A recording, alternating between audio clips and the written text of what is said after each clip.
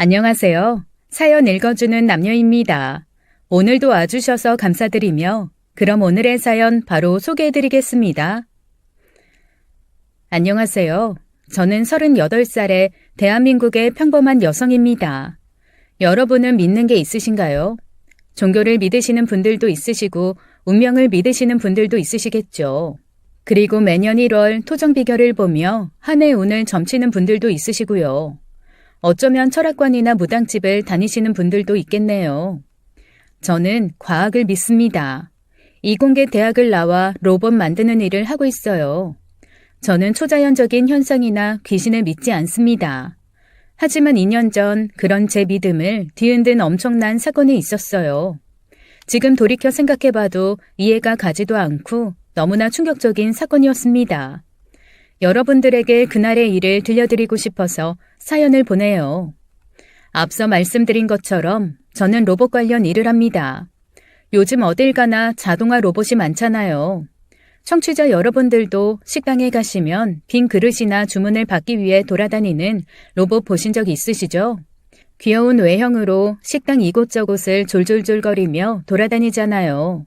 그러한 로봇들 유지 관리를 하고 있는 엔지니어입니다.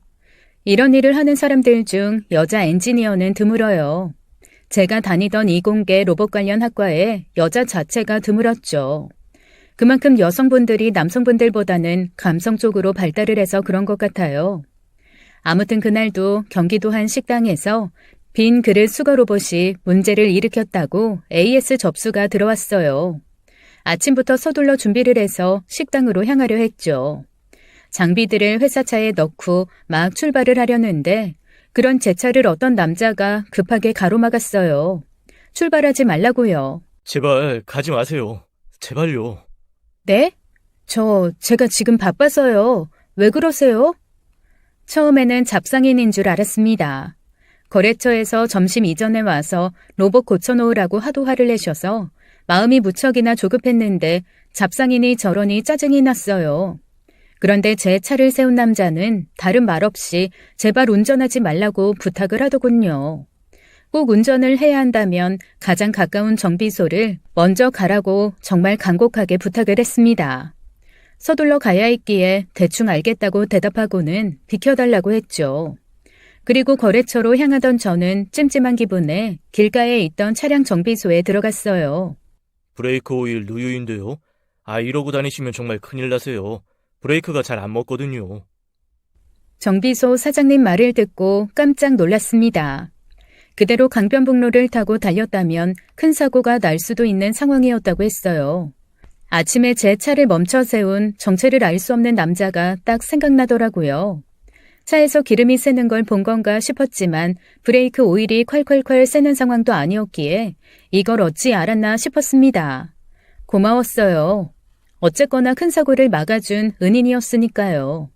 다음에 만난다면 꼭 감사 인사를 하고 싶었죠. 그리고 딱 일주일 뒤 그 남자를 다시 만날 수 있었습니다. 회사 앞 카페에서 커피를 주문하고 있는 그 남자를 발견했죠. 반가운 마음에 달려가서 인사를 했어요. 그날 조심하라는 말 듣고 정비소 들렸는데 브레이크 오일이 누유되고 있었다고요. 덕분에 안 죽고 이렇게 살아있다고 인사를 했습니다. 어떻게 아신 거예요? 정비소 사장님께서 차를 리프트에 올려 들어보지 않으면 누유 흔적을 찾는 게 쉽지 않다던데. 그게 중요한가요? 사고가 안 났다는 게 중요하죠. 제가 다 고맙네요. 제 말 들어주셔서. 에이, 제가 고마운 일이죠. 정말 감사해요. 어떻게 보답을 할지. 고마우시면 오늘 저녁이나 사주실래요? 이게 제 남자친구와의 첫 만남이었어요. 그날 제가 남자친구에게 저녁을 사주자 남자친구는 저와 만남을 이어가고 싶다고 했죠. 서로 알아가고 싶다며 한 달만 만나달라는 남자친구의 요청에 딱 한 달 만나보자 싶었습니다. 그리고 그 한 달의 만남 동안 이 사람 인간됨이 정말 괜찮다는 생각을 하게 되었죠. 그래서 계속 만나게 되었고요. 남자친구는 조용한 성격의 사람이었어요. 만나면 주로 제가 쉼없이 수다를 떨고 남자친구는 들어주는 입장이었죠.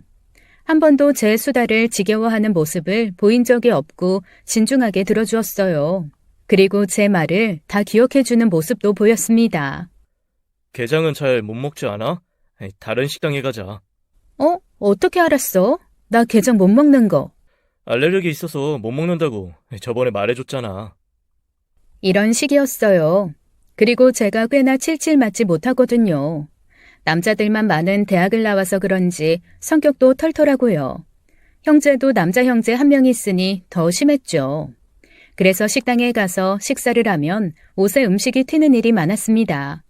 저는 그런 걸 크게 신경 쓰지 않았기에 옷에 음식이 묻는지도 잘 몰랐고요. 그런데 어느 날 점심시간에 짬을 내서 남자친구와 함께 식사를 했어요. 그날 오후에는 중요한 손님과의 미팅도 있었죠. 식사를 마친 남자친구는 저를 근처 옷가게로 데리고 갔어요. 그러더니 블라우스 하나를 사주었죠. 알고 보니 제가 점심 식사를 하다가 김치 국물을 상의에 흘렸더라고요.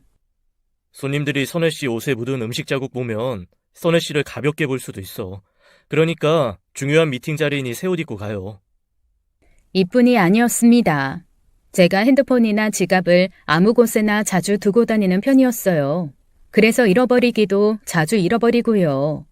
그런데 제가 카페나 영화관 같은 곳에 지갑을 두고 자리에서 일어서면 남자친구가 아무 말 없이 제 물건을 챙겨서는 제 손에 쥐어줘요. 그리고 마치 아무 일 없다는 듯이 손에 쥐어주곤 쓱 지나가죠. 제가 1도 가지고 있지 않은 섬세함을 뭉텅이로 가지고 있는 남자였어요. 어찌 이런 남자를 사랑하지 않을 수 있겠습니까? 한 번은 주말에 남자친구와 데이트를 하다가 갑자기 회사에 불려나간 적이 있습니다. 로봇 코딩에 문제가 생겼다며 긴급 소집을 당했죠. 주말에 즐거운 데이트를 하는데 이게 웬 날벼락인가 싶었어요. 한 10분은 사장 욕을 하며 회사로 이동을 했죠. 그 순간에도 차분한 남자친구였어요. 좋게 생각해, 선혜야. 선혜 능력이 좋다고 사장님이 인정해서 부른 거 아닐까? 회사에 큰 문제가 생겼는데 뭐 수습할 사람이 선혜뿐이 없었던 거지. 내년에 연봉 협상할 때 이 부분 어필해봐. 오빠는 도 닦는 사람 같아. 영화 예매한 것도 다 취소됐는데 화도 안 나? 남자친구 지용 오빠는 저런 사람이었습니다. 어떤 일에도 긍정적이었고 화도 안 내는 사람이었죠. 그리고 그날 저는 회사에서 새벽까지 꼬인 코딩 수습을 했습니다. 새벽 2시가 넘어서야 회사에서 나올 수 있었죠. 피곤해 죽겠는 몸을 이끌고 회사 정문에서 나오는데 누가 저를 불렀어요. 남자친구였죠. 세상에나 맙소사. 늦은 밤 집에 가는 제가 힘들까봐 차를 끌고 와서 기다려준 거였어요. 지금까지 기다린 거야? 왜 연락도 없이?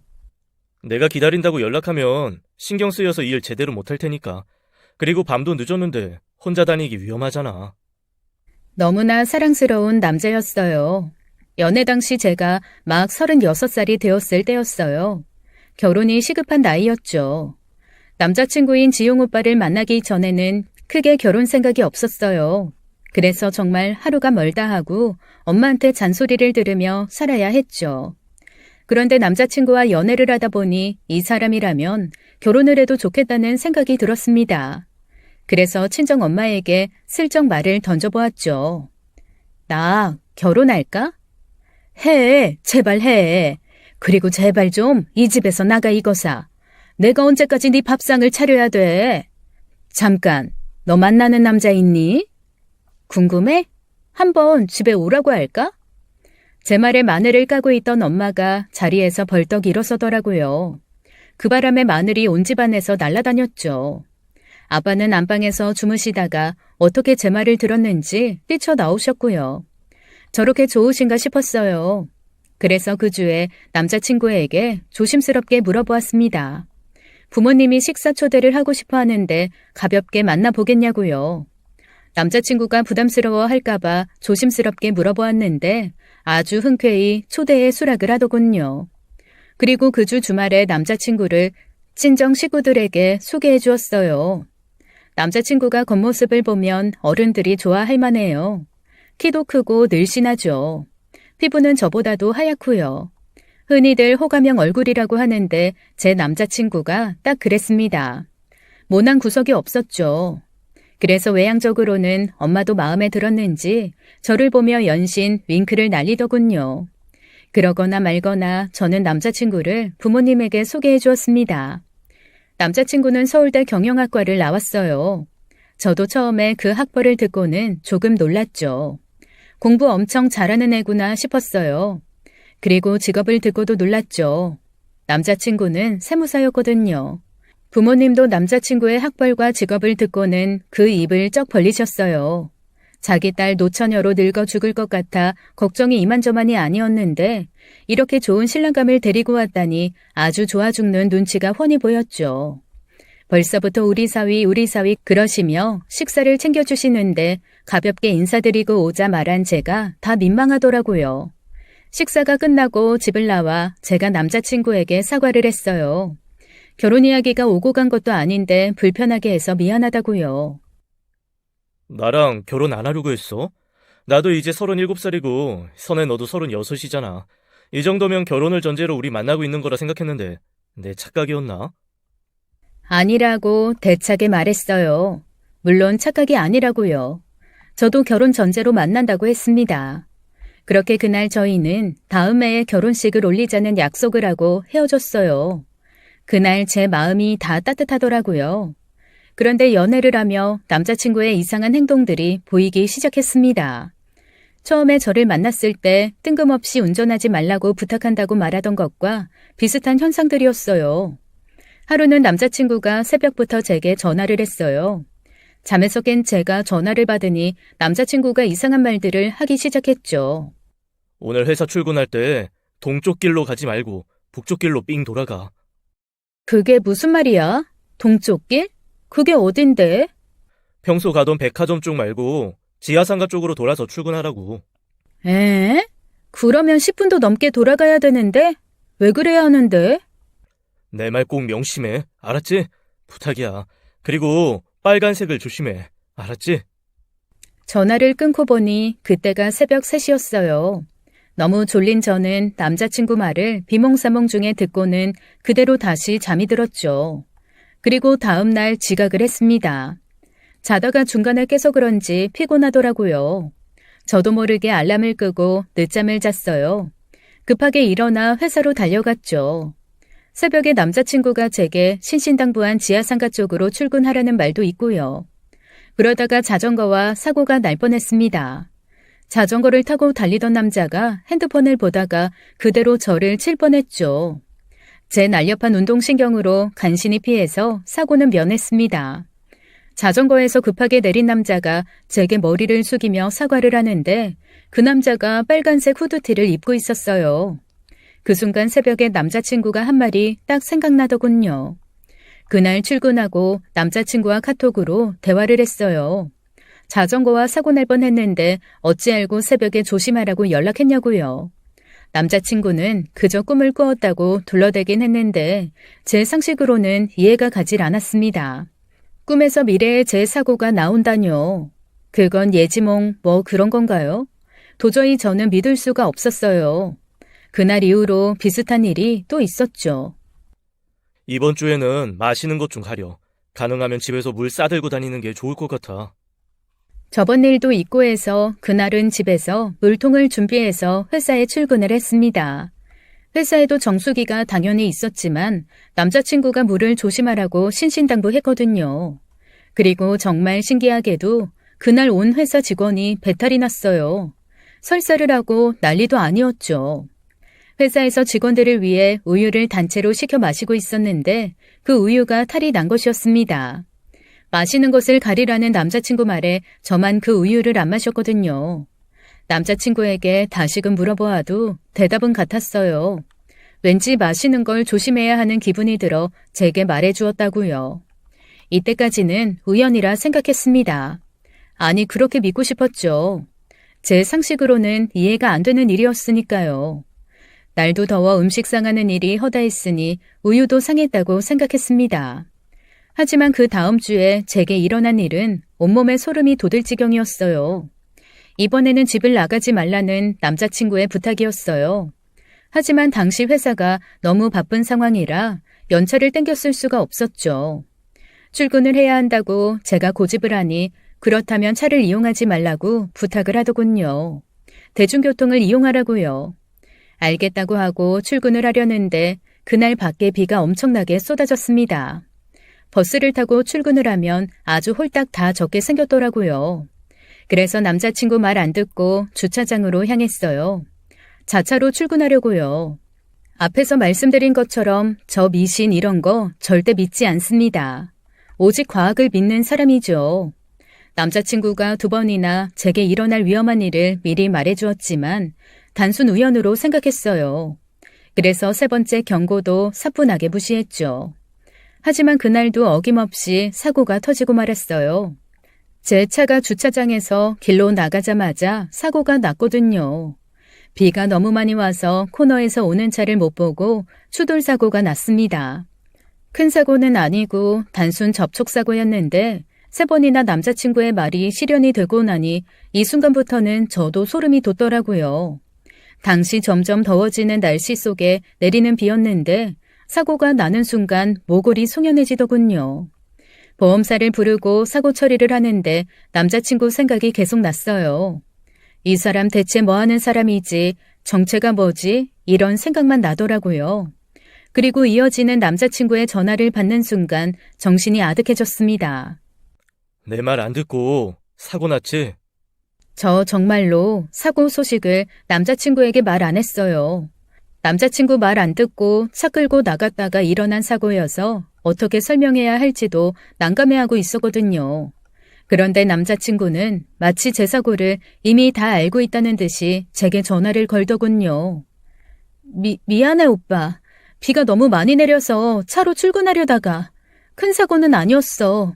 입으로는 사과를 하고 있었지만 제 마음 깊숙한 곳에서는 대체 저 사람 정체가 뭐야 라고 외치고 있었어요. 제가 사고가 날 상황이 되면 어김없이 남자친구가 알고 있었으니까요. 그래서 그날 퇴근을 하고 작정을 하고 남자친구에게 캐물었습니다. 사실을 말해달라고 끈질기게 추궁을 했어요. 그러자 남자친구가 한숨을 쉬며 사실을 고백하더군요. 나 사실 신내림 받았어. 몇 년 전에. 신내림? 그럼 무당이라고? 오빠 무당이었어?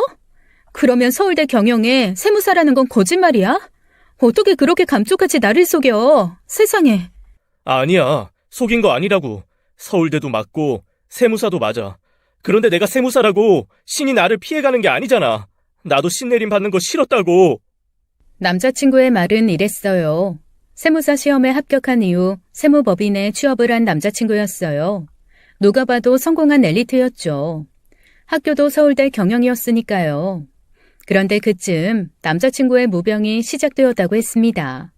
처음에는 정신병이 생긴 줄 알았대요. 그렇게 일도 못하고 1년간 정신병원만 주구장창 다니다가 나중에 길에서 우연히 만난 무당이 알려줬다고 했습니다. 신내림을 받아야 한다고요. 그럼 신내림을 받은 거야? 정말 오빠가 무당이라는 거야? 제 물음에 말없이 고개를 끄덕이는 남자친구였어요. 하지만 저는 이해가 안 갔어요. 진짜 신내림이라는 게 있다는 것도 믿지 못했죠. 하지만 무조건 안 믿는다고 말하기엔 남자친구가 3번이나, 아니 첫 만남이 있던 날까지 4번이나 제 위기를 맞추었으니 마냥 안 믿기도 뭐했습니다. 그리고 이런 일로 헤어지기에는 그 당시 제가 남자친구를 너무 좋아했었고요. 자신의 신내림을 고백하며 고개 숙여 눈물을 흘리는데 그저 안아서 다독여줄 수밖에 없었어요. 남자친구에게 찾아온 신은 금방 떠날 신이라고 했습니다.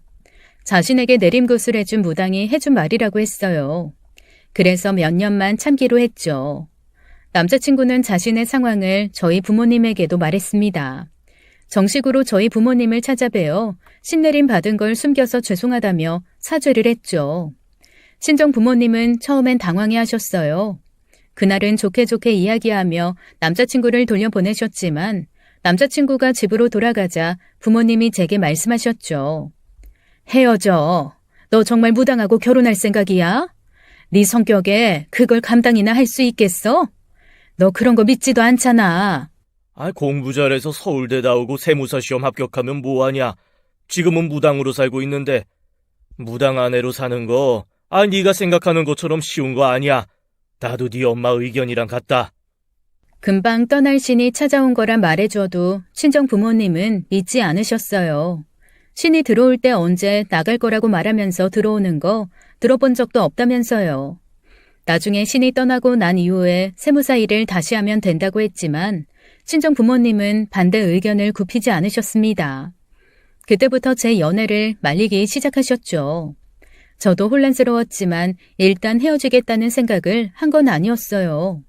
그래서 부모님 몰래 남자친구를 계속 만났습니다. 남자친구는 자신이 무당이라는 사실을 제게 고백한 이후 매일매일 제게 그날의 운세를 알려주었어요. 이게 꼭 네이버나 다른 어플을 통해 보는 오늘의 운세 같았습니다. 아침마다 문자로 알려주는데 와 정말 딱 맞는다라는 생각보다는 반쯤 재미로 들었죠. 그냥 소소했어요. 오늘은 그동안의 고민이 해결된다. 오늘은 재물운이 좋다. 오늘은 남쪽에서 귀인을 만날 수 있다. 이 정도의 소소한 내용들이었죠. 이전처럼 제 위기를 극적으로 구해줄 만한 내용의 것들은 없었습니다. 그래서 제가 물어보았죠. 요즘은 저번에 제 사고를 막는 것처럼 중요한 이야기 안 해주냐고요. 그러니 그런 일들은 자기가 원한다고 볼 수 있는 게 아니라고 했습니다. 자신도 모르게 신이 알려줄 때가 있다고 하더라고요. 저는 그런 쪽으로는 아는 게 없어서 그런가 보다 했습니다. 제가 다루는 로봇이나 컴퓨터처럼 제가 원한다고 정보를 출력할 수 있는 게 아닌가 보다 하고 말했죠. 그런데 제가 남자친구에게 그 말을 한 지 일주일 만에 남자친구가 다급한 목소리로 제게 연락을 했어요. 친정엄마에 관한 것을 보았다면서요. 돌아오는 주에는 절대 집을 나가지 말라고 하더라고요. 무슨 일인지 자세하게 말해달라고 했지만 흉수가 보일 뿐 자세한 건 남자친구도 모른다고 했습니다. 그래서 그 사실을 친정엄마에게 전해주었죠. 친정엄마는 제가 남자친구를 계속 만나고 있다는 사실에 처음에는 노발대발하셨어요. 그러면서도 남자친구가 말한 날짜가 되자 극도로 집밖 외출을 자제하셨죠. 아무래도 신내림 받은 남자친구가 심각하게 경고를 해주니 외출이 꺼려지는 듯 했습니다. 그렇게 친정엄마는 한 주를 무사히 보내는 듯 하더니 마지막 하루를 놔두고 외출을 하시게 되었어요. 엄마, 하루만 더 참지. 나가시게? 나가지 마. 지용이 오빠가 엄마 이번 주에는 절대 집 밖으로 나가지 말라고 했잖아. 생전 그런 거 안 믿던 애가 왜 이래. 나가야 돼. 경숙이 엄마가 똥 싸다가 디스크가 터진 것 같다고 빨리 좀 와달라고 하더라. 친정엄마는 어쩔 수 없는 상황이라며 급하게 외출을 하셨어요. 저는 그런 엄마가 걱정이 되어 길을 같이 따라 나섰죠. 엄마, 두꺼운 청바지는 왜 안 입었어? 반바지 입고 나오면 어떡해? 더워 죽겠는데 두꺼운 청바지를 왜 입어? 지용 오빠가 어쩔 수 없이 외출하면 꼭 두꺼운 청바지 입으라고 했단 말이야. 그렇게 친정엄마와 투닥거리며 친정엄마 친구인 경숙이 아주머니 집으로 향했습니다. 손에 핫도그 하나 들고 덜렁덜렁 따라다녔죠. 그런데 그때 골목에서 개 한 마리가 뛰어나왔어요. 그때 제 기분상으로는 그 개덩치가 거의 저만 했었죠. 뉴스에서도 사람을 무는 사고 때문에 자주 나왔던 악명 높은 피플테리어였어요. 그 개는 골목에서 나오자마자 저희 모녀를 발견하고는 저희 쪽으로 침을 튀겨가며 달려왔죠. 순간 남자친구가 친정엄마에게 조심하라고 말했던 게 저거였구나 싶었습니다. 아, 그래서 만약 나가게 된다면 두꺼운 바지를 입으라고 한 거였어요. 하지만 후회하긴 이미 늦었죠. 개는 저희를 향해 달려오고 있었으니까요. 그냥 집에 있자니까! 저는 소리를 지르며 엄마랑 서로 부둥켜 안고 그 자리에 주저앉았어요. 눈을 질끈 감았죠. 잠시 후 무시무시한 피플테리어의 이빨이 제 살 속으로 들어올 테니까요. 하지만 끔찍한 고통이 느껴지지 않았습니다. 다만 잠시 후 무언가 제 손을 핥는 느낌이 났죠. 조심히 눈을 떠보니 그 무서운 피플테리어가 제 손을 핥고 있었어요. 제가 들고 있던 핫도그를 먹고 싶다는 듯이요. 그래서 들고 있던 핫도그를 개한테 주자 이제 네가 내 주인이다라는 눈빛으로 저를 바라보며 제 옆에 앉아서 그 핫도그를 먹더라고요. 정말 10년 감수했다는 생각이 들었습니다. 잠시 후 개주인이 급하게 뛰어와서는 강아지 입마개와 목줄을 하고는 사라졌어요. 아이고야 선혜야, 엄마 죽는 줄 알았어. 아니 왜 저런 무서운 개를 목줄을 제대로 안 하는 거야.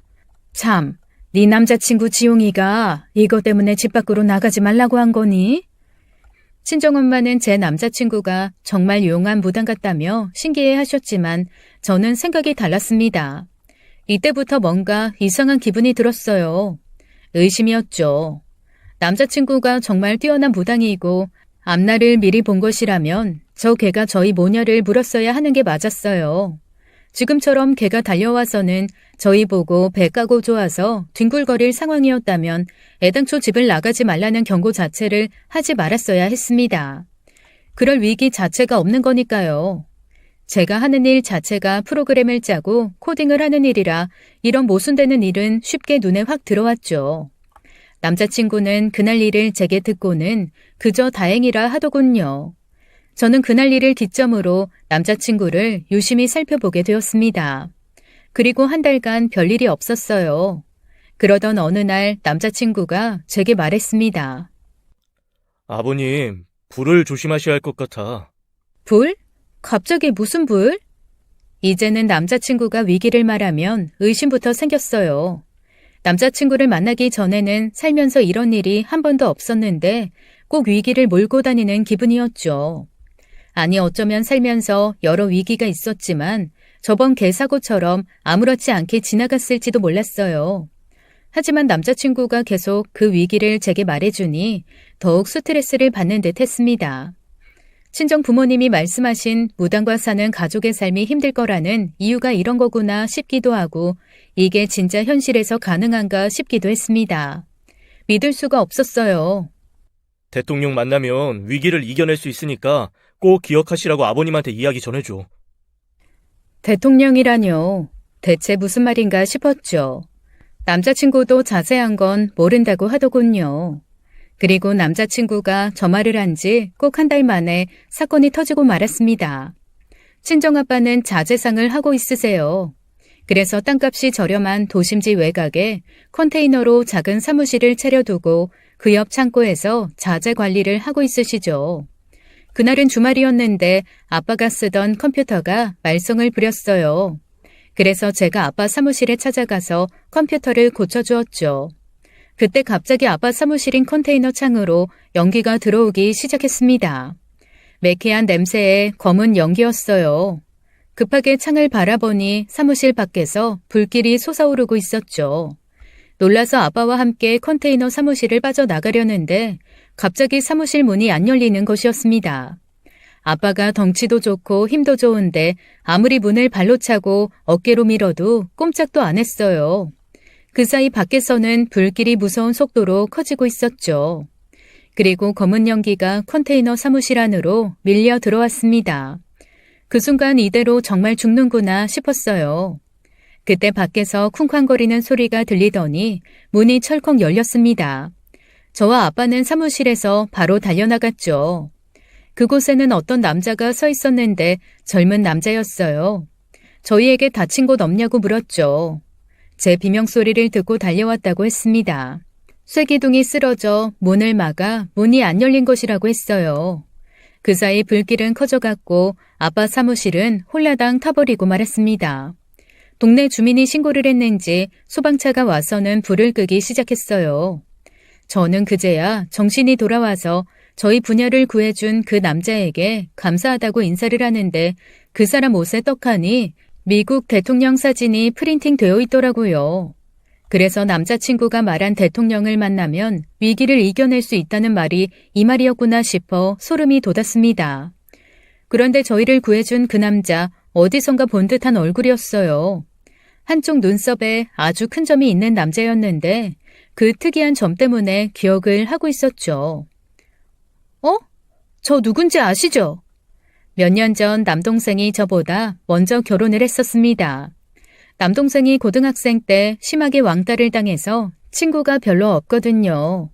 그래서 결혼식 때 참석해줄 친구가 없다며 하객 알바를 쓴 적이 있습니다. 그때 남동생의 가장 친한 친구 역할을 해준 사람이었어요. 확실하게 기억하고 있었죠. 왜냐하면 역할 자체가 남동생 가장 친한 친구였기에 식장에서도 저와 대화를 좀 했거든요. 저희를 구해준 그 남자는 제가 자기를 알아보자 급하게 자리를 뜨려고 했습니다. 그래서 제가 붙잡았어요. 저 기억하냐고요. 그런데 기억을 못한다고 하더군요.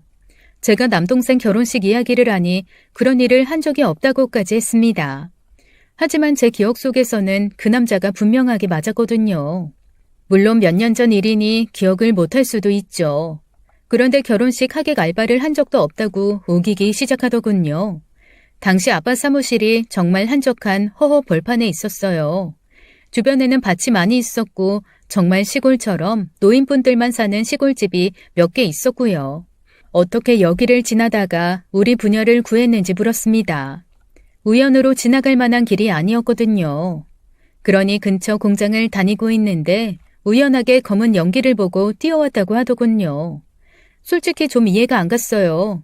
남동생 결혼식에서 친구 역할 아르바이트를 할 때 그 남자는 분명 자신을 명문대 대학생이라고 소개했었거든요. 학비 때문에 하는 아르바이트라고 했죠. 그런데 갑자기 몇 년 만에 아빠 사무실 근처 공장을 다니고 있다고요? 그럴 리가 없었어요. 아빠 사무실 근처에 공장이 2개 있긴 했지만 모두 규모가 굉장히 작았고 그곳에는 모두 외국인 노동자만 있었습니다.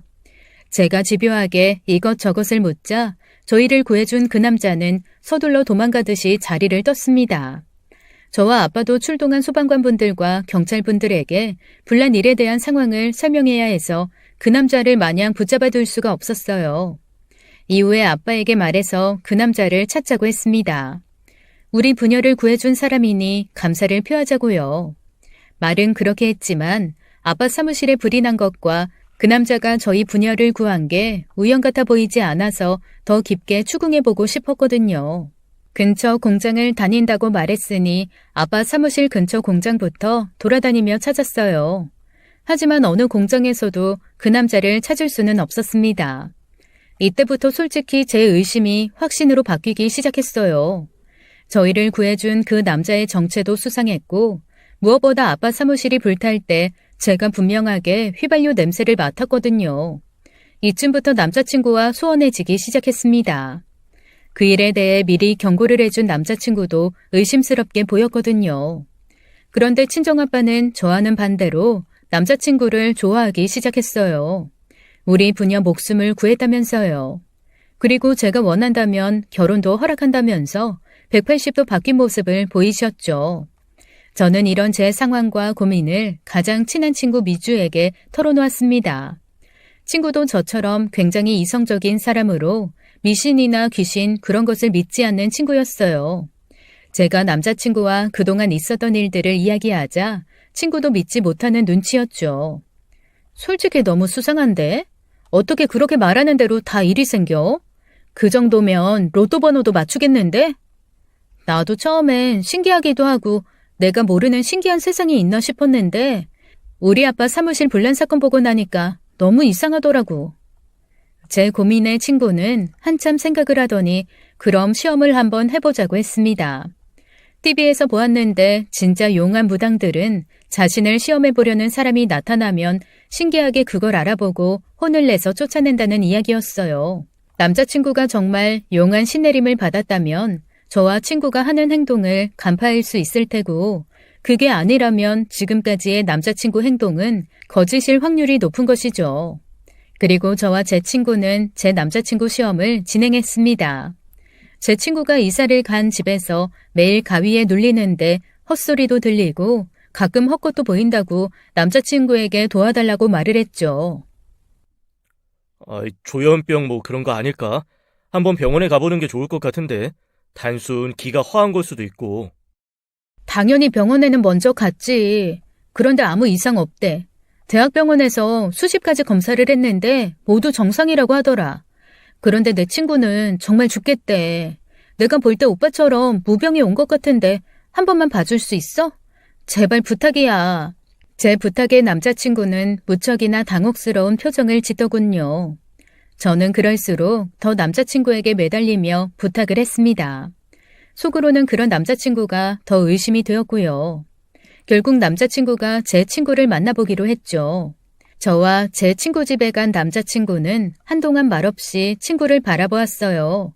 그리고는 제게 귓속말로 조용히 말했습니다. 제 친구는 정상이라고요. 아무래도 친구가 거짓말을 하는 것 같다고요. 그 순간 이 사람 진짠가 하는 생각이 들었습니다. 남자친구를 시험해 보려고 친구와 제가 짠 건데 남자친구가 그걸 간파했다고 생각했거든요. 그런데 집으로 돌아오는 길에 남자친구가 제게 무척이나 진지한 얼굴로 말하는 걸 듣고는 마시는 커피를 뿜고 말았어요. 선혜, 네 친구 사실 정상이 아니야. 어? 그게 무슨 말이야? 아까는 정상이라고 했잖아. 그때는 친구분이 그 자리에 있어서 말을 할 수가 없었어. 그때도 빙의 상태였거든. 빙의? 귀신 들렸다고? 그것도 아주 악질인 허주야. 아주 무서운 사령인데 가만 놔두면 점점 친구분이 이상해지고 망가지게 될 거야. 어쩌면 극단적인 선택들을 할 수도 있고 하루라도 빨리 퇴마를 해야 할 것 같아. 남자친구가 저렇게 말하는데 딱 그 순간 느꼈습니다. 이놈 사기꾼이구나. 내가 그동안 이놈한테 놀아났구나 싶었죠. 그래서 남자친구가 어디까지 가나 싶어 어떻게 해야 하냐고 물었어요. 그러니 글쎄 굿을 해야 한다고 하더군요. 그래서 그러라고 했어요. 이 사기꾼 남자친구가 과연 굿을 어찌하려고 저렇게 내지르는지 너무 궁금했거든요. 제 친구한테 들어온 허주를 최대한 빠른 시간 안에 쫓아내야 하니 서둘러 구술하자고 했죠. 남자친구를 집으로 보내고 제 친구 미주에게 전화를 했습니다. 그리고 남자친구가 제게 해준 그 말을 해줬죠. 전화기 너머에서 한참을 웃는 소리가 들렸습니다. 어쩌다가 저런 이상한 사기꾼을 만났냐고요. 저도 황당했어요. 남자친구는 서둘러서 구술하고 싶다는 제 말에 바로 다음 주에 구술한다고 제게 말했어요. 친구 미주에게 미안했지만 친구 집에서 구술했습니다. 친구는 살면서 너무나 재미있는 경험을 저 때문에 한다며 오히려 좋아했죠. 굿하는 날 남자친구가 나타났는데 정말 준비를 많이 했더라고요. 어디서 사람을 구해왔는지 장구에 꽹과리 치는 사람부터 시작해서 돼지머리에 음식들 나르는 사람들까지 많은 사람들이 친구 집으로 찾아왔어요. 그리고 남자친구는 이상한 색동 한복까지 입고 왔더군요. 유튜브 보고 비슷하게 준비 많이 했구나 싶었습니다. 남자친구 실망하지 말라고 옆에서 대단하다고 거들어 주었죠. 그런데 더 웃긴 건 제 친구 미주였어요. 빙의된 사람 연기를 해야 한다면서 머리는 산발에 눈에는 렌즈까지 낀 건지 뻘건 눈빛을 하고 나타났죠. 무엇이 최종 목적인지는 모르겠지만 어쨌건 제게 사기를 치려는 남자친구와 그 장단에 최선을 다해 맞춰주는 친구 미주를 보고 있자니 어질어질 하더군요. 하여간 그렇게 미친 것 같은 구슬했어요. 남자친구는 혼신의 연기를 펼치며 무당인 척 방방 뛰어다녔고 저도 최선을 다해 기도하는 척 했죠. 제 친구는 혹시 정말 빙이 된 건가 싶을 정도로 온 방안을 굴러다니며 괴로운 척 연기를 하는데 저는 그 모습에 이를 악물고 웃음을 참았습니다. 그렇게 굿을 마쳤어요. 저는 남자친구에게 마음에도 없는 감사 인사를 했죠. 남자친구가 사기꾼인 건 확실해졌어요. 구술하기 며칠 전에 서울대에 연락을 해보니 남자친구가 그 학교 졸업생이 아니라는 이야기를 들었죠. 당장 헤어지고 싶었지만 일단 참았습니다. 남자친구의 최종 목적이 무엇인지 확인해야 했으니까요. 경찰과 소방서에서 아빠 사무실에서 생긴 불은 방화가 확실하다는 말을 해주었습니다. 휘발유 같은 발암물질로 시작된 불이라고 했어요. 저는 그 범인이 남자친구라고 확신하고 있었습니다. 경찰에서도 주변 CCTV와 도로 방범 카메라를 통해 범인을 찾고 있었고요. 저는 그동안 남자친구가 도망가지 않도록 입을 다물고 있었죠. 나중에 경찰 조사가 나오면 제 손으로 남자친구를 깜빵에 보내버리고 싶었습니다. 자신의 사기 행각을 위해 저와 아빠를 죽일 뻔했으니까요. 아무튼 그렇게 예전과 같은 모습으로 남자친구를 대하는데 어느 날 제 속도 모르는 아빠가 남자친구를 집으로 초대했어요. 생명의 은인이니 저녁 한 끼 대접한다고요. 제가 극구 말렸지만 아빠가 직접 남자친구에게 전화를 해서 초대를 했습니다. 그리고 그 식사 자리에서 정말 웃다가 자지러질 뻔한 사건이 생겼어요. 남자친구의 최종 사기의 목적도 알아냈고요. 식사 자리에 와서 밥을 잘 먹던 남자친구가 갑자기 수저를 집어 던져버렸어요. 그러더니 아기 목소리를 흉내내며 말을 하더라고요. 그 모습에 저도 친정 부모님도 깜짝 놀라 얼어붙었죠. 아빠 죽지 마. 가지 마. 우리 어디서 이제 살아? 아빠 죽지 마. 아이고, 네 남자친구 왜 저런다니? 혹시 지금 접신한 거니? 응? 아, 그런가 본데? 오빠 괜찮아? 정신 차려. 남자친구가 갑자기 저희 부모님과 밥을 먹다 말고 접신을 한 척 했어요. 목소리도 바꿔가며 아주 제대로 연기를 하더라고요. 집에서 몇 날 며칠 연기 연습을 했던 모양이었죠. 민일삼 내 이놈. 그 집이 어떤 집인 줄 알아? 네가 가진 돈이 얼마나 비참한 피가 묻은 돈인 줄 아냐 이 말이야. 민일삼은 저희 친정아빠 이름이었어요. 남자친구는 갑자기 엄한 목소리로 저희 아빠 이름을 부르며 호통을 쳤죠. 아빠는 또 그 모습에 자기도 모르게 무릎을 꿇고는 남자친구 말을 듣더라고요. 제가 무슨 잘못이라도. 너 몇 년 전에 재개발 빌라 투자해서 큰 돈 벌었지? 네네 맞습니다. 그걸 어떻게 아시고? 그게 지금 중요해. 네가 재개발되는 빌라 투자해서 큰 돈 버는 동안 그 집에 살던 원주민들은 어떻게 되었을 것 같아? 추운 겨울 길거리에 쫓겨나서 얼어 죽었어 이거사. 그 원한을 네가 어떻게 다 감당할 거야? 남자친구에게 깜빡 속은 아빠는 벌벌 떨며 그 말을 들었죠. 그리고는 말했어요. 그럼 자신이 어떻게 해야 하냐고요. 그때 남자친구가 갑자기 그 자리에 풀썩 쓰러졌습니다. 그 연기력에 박수를 치고 싶었지만 꾹 참았죠. 그리고 한참 후에 일어난 남자친구는 아빠에게 말했어요. 저한테 온 신이 말하셨어요. 아버님이 재개발로 버신 그 큰 돈은 모두 피가 서린 돈이라고요. 원주민들이 지방령이 되어서 그 주변을 떠돌고 있으니 어서 한을 풀어주고 저승으로 돌려보내야 한다고요. 그런가? 그럼 우리가 어떻게 해야 하나? 방법을 알려주면 우리가 해보겠네. 굿이라도 해야 하나? 다행히 어려운 일은 아니에요. 일단 아버님께서 재개발로 버신 그 돈을 모두 현금으로 찾아서 집으로 가지고 오세요. 그러면 제가 그 돈을 지방령들에게 주는 구슬하고 저승으로 보낼 거예요. 그 돈을 모두 귀신들한테 주라고? 뭐 기부라도 하라는 건가? 걱정 마세요. 실제 돈은 그대로 있으니 걱정 마세요. 귀신들이 어떻게 그 돈을 가지고 가겠어요? 주는 척하는 굿이에요. 대신 제가 구슬하는 3일 동안 아버님과 어머님 그리고 선에는 최대한 멀리가 있어야 합니다. 지방령들이 아버님 가족 냄새 맡으면 어떻게 흉하게 변할지 몰라요.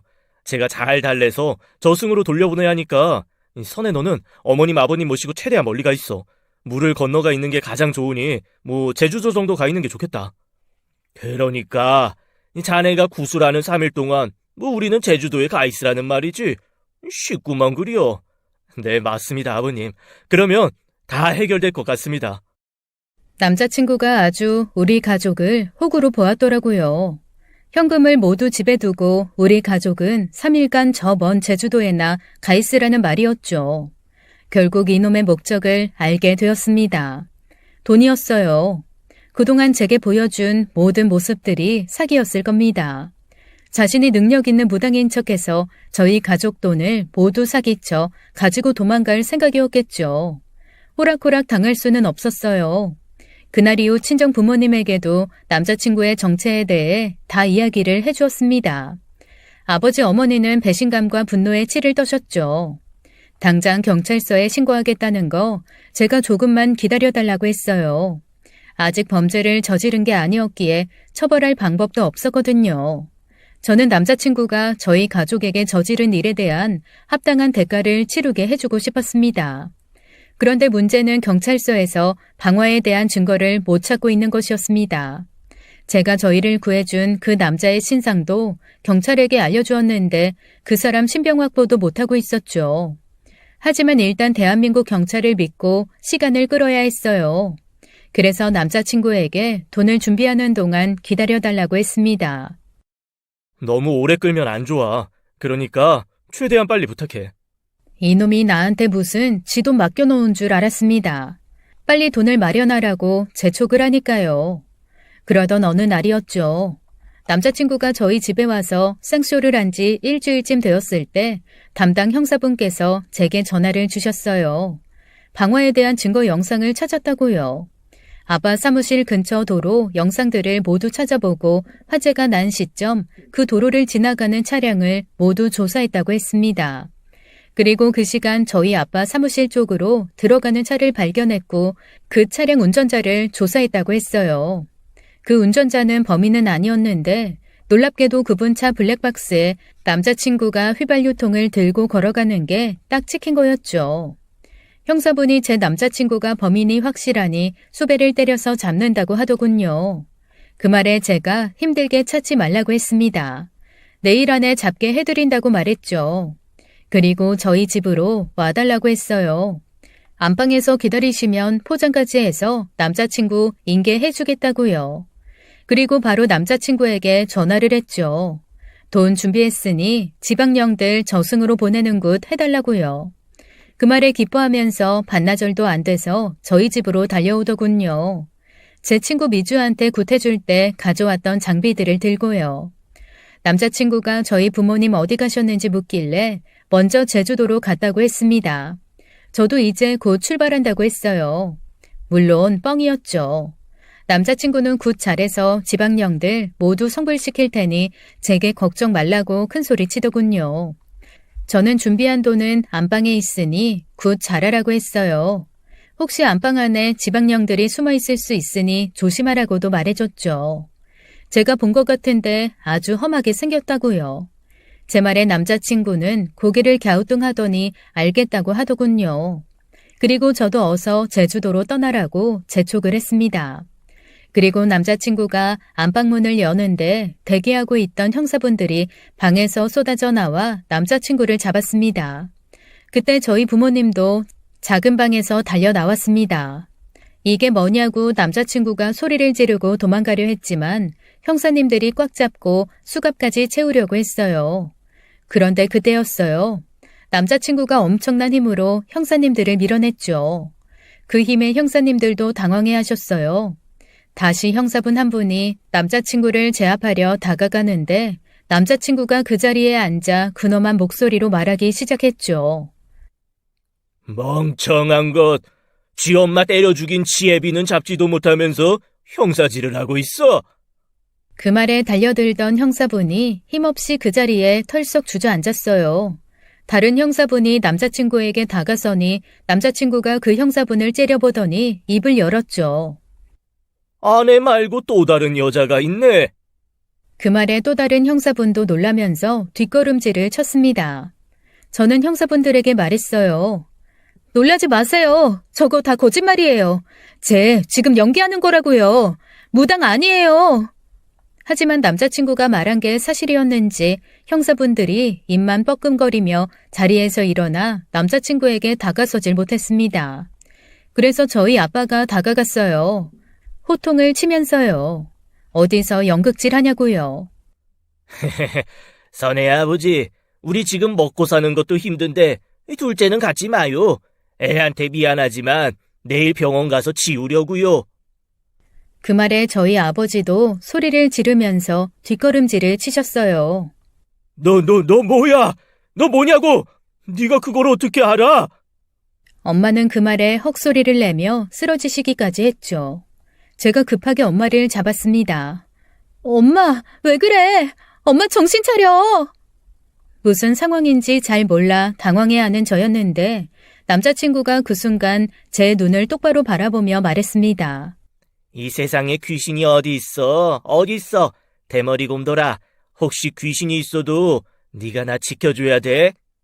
그 말을 듣는 순간 저도 소리를 지르며 뒷걸음질을 쳤어요. 남자친구가 이상한 목소리로 말한 저 말은 제가 어렸을 때 항상 했던 말이었습니다. 어렸을 때 저는 방에서 혼자 자곤 했는데 겁이 많아서 밤을 무척이나 무서워했어요. 그래서 가장 아끼는 고민형에게 저런 말을 하곤 했습니다. 귀신이 나타나면 나 좀 지켜달라고요. 그리고 그 고민형 이름이 대머리 고민형이었어요. 그런데 남자친구가 지금 그 말을 하고 있었어요. 그 누구도 모르는 말이었거든요. 아무도 남자친구에게 다가가는 사람이 없었습니다. 다들 입만 벌리고 벌벌 떨고 있었어요. 객살이 44번지, 객살이 44번지, 객살이 44번지. 그 말을 마지막으로 남자친구는 쓰러져 기절을 했죠. 한참 뒤 형사분들은 정신을 차리더니 서로 웅성거리며 대화를 하다가 남자친구를 데리고 갔어요. 저는 충격에 빠져 한동안 방 안에 틀어박혀 있었죠. 남자친구는 조사 결과 다양한 범죄들이 증명되었어요. 방화에 살인미수에 사문서 위조의 특수절도까지 아주 다양했죠. 저는 남자친구의 마지막 모습을 보고 정말 신내림을 받은 무당인가 했습니다. 연기인 줄 알았는데 제가 착각을 했다고 생각했어요. 그래서 형사님에게 말했죠. 그동안 남자친구가 제게 경고를 해준 것들에 대해서요. 그렇지 않아도 김주용 씨 핸드폰 압수해서 조사해보았습니다. 그리고 화재 때 선혜 씨와 아버님을 구해준 남자도 찾았고요. 조사해보니 그동안 선혜 씨에게 있었던 일은 모두 김지용 씨가 연기자를 써서 만든 상황이 맞았습니다. 무당이어서 미래를 미리 알았던 건 아니고 사기를 치려고 스스로 만든 상황이었어요.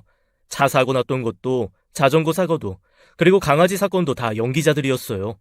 김지용 씨 핸드폰에 그 사람들과 연락한 내용들이 남아있었고 그분들 증인으로 출석시켜서 모두 확인한 내용들입니다. 마지막엔 김지용 씨도 인정했고요. 남자친구가 잡히기 전까지 있었던 일은 모두 남자친구가 사람들을 써서 의도적으로 만들었던 상황이 맞았습니다. 하지만 아직도 이해가 안 가는 건 잡히기 직전 남자친구가 했던 말들이었죠. 나중에 엄마에게 물어보니 힘겹게 이야기해줬어요. 저를 낳고 남동생을 임신하신 엄마는 그 당시 가게 경제가 너무 안 좋아 남동생을 지우려고 했다고 했습니다. 물론 나중에 마음을 바꾸고 낳긴 했지만요. 아빠와 엄마만 알고 있는 비밀이었는데 그걸 남자친구가 알고 있는 것이었어요. 그건 정말 지금도 이해가 가지 않는 부분입니다. 남자친구는 결국 모든 범죄 사실이 인정되어 5년형에 처해졌어요. 이 글을 쓰고 있는 지금도 감옥에 있죠. 남자친구를 체포하던 당시 함께 있었던 형사분 중 한 분이 남자친구가 말한 객사리 44번지를 찾아가 본 적이 있다고 했어요.